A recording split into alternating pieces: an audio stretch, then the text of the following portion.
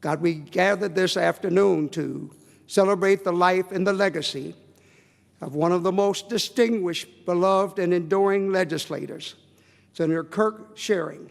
Kirk was also what I would call a legislator's legislator. He embodied all of the traits that many of us wanted to emulate in our own styles. Inevitably, all of us took something from him. And he's somebody who had such an impressive scope of the issues that he touched that it would be difficult for anybody in the era of term limits to emulate that again. Kirk was the epitome of a statesman. Watching him in action taught me how to navigate the legislative process and how to really get things done.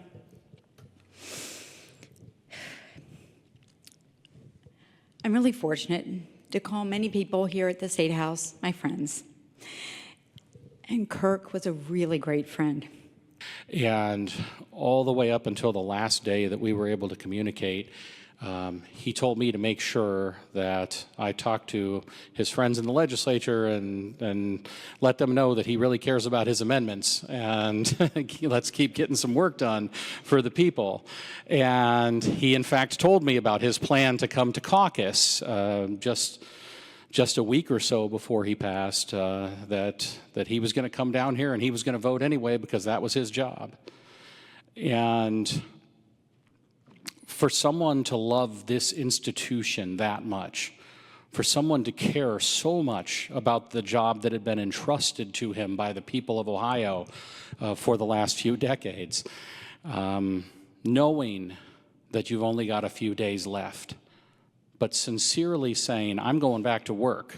I want to get more things done. I only have a limited time to represent the people, and I'm going to take advantage of every last second of it until my final breath.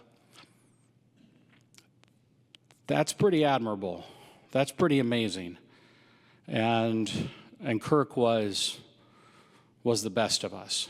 To call and give me a kind word, it just embodied what a wonderful friend and mentor and person he was. And I want to thank you for sharing him with us. I loved him so much, and I will miss him so much.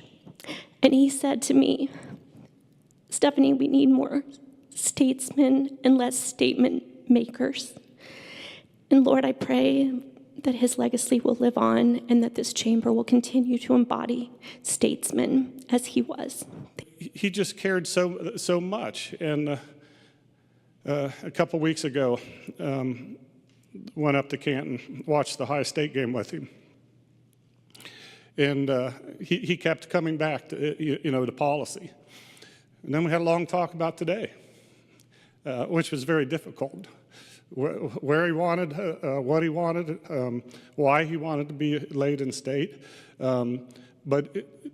As always, his focus was on the state of Ohio. It was he had the dignity and love for the General Assembly, be it the House or the Senate.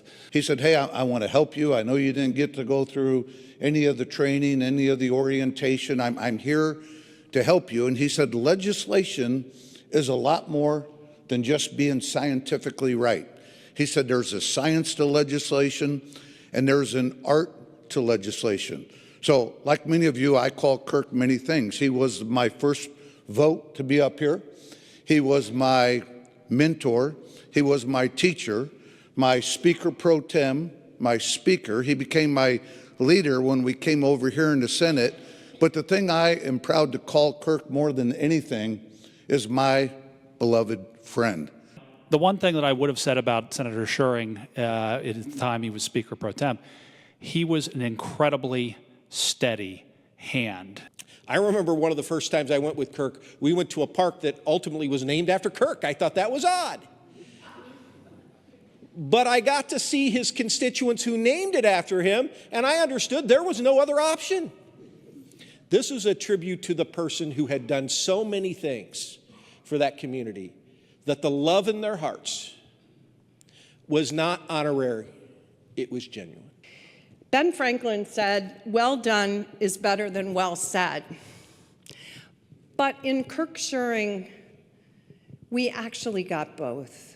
We got very well done for the people of the state of Ohio, for policies that are going to stand the test of time. We got a wonderful friend, mentor, teacher. From Kirk Schuring, I learned how to respect the institution. While many seek elected office for the sake of holding power, Kirk Schuring sought elective office to improve the lives of his fellow Ohioans. He was here for the right reasons. If I were going to give advice to any incoming freshman legislator, I would simply say, be like Kirk Schuring. I had kind of a special friendship. I really don't understand it, but he just made me feel really totally accepted. You know, he made me feel that we were buddies. It made me feel like I wish I had known him when I grew up. We could be good running buddies. Every time I met with him, I felt like I should spend more time with him. More recently, Kirk called me from the hospital, and his hospital bed, and from home hospice, multiple times over several weeks, ending only on Election Day, and asked me to help him get 3 amendments passed to any bill that I could find in which to attach them. Even at the very end, he was still working.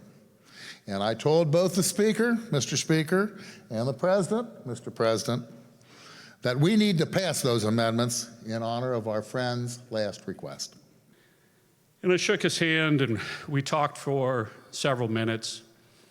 And as he kind of looked over my shoulder, and he said, "I can't believe it."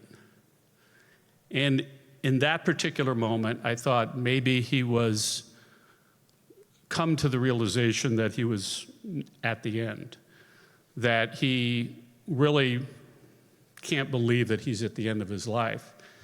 And I held his hand and I looked at him and I said, "What do you mean, Kirk?" And I realized that he was looking over my shoulder at the Browns game on TV. And he said, "I can't believe they still have this guy playing quarterback. But I have some good ideas for them. I want to get to them about how they can get, and I'm like, oh my God." So it's not just me, it's also Jimmy Haslam who's going to get a phone call about the things we have to get done here. I want to close with some words from a great songwriter, poet of the 20th century, at least one of my favorites, Don McLean. This is a part of a song that he wrote. And that song, at the end of it, says, "We've walked both sides of every street and through all kinds of windy weather, but that was never our defeat as long as we could walk together."